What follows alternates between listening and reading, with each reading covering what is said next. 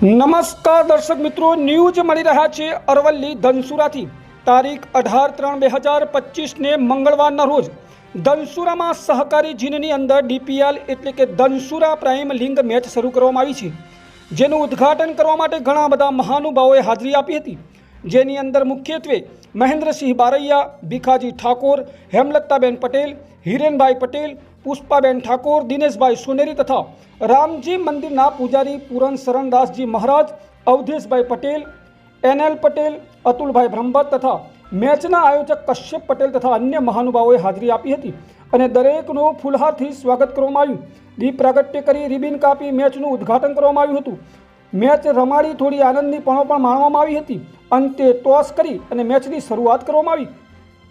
ધનસુરાથી અમારા રિપોર્ટર દેવાંગભાઈ સોની સાથે પડકાર, Aravalli news bureau office, Modasa.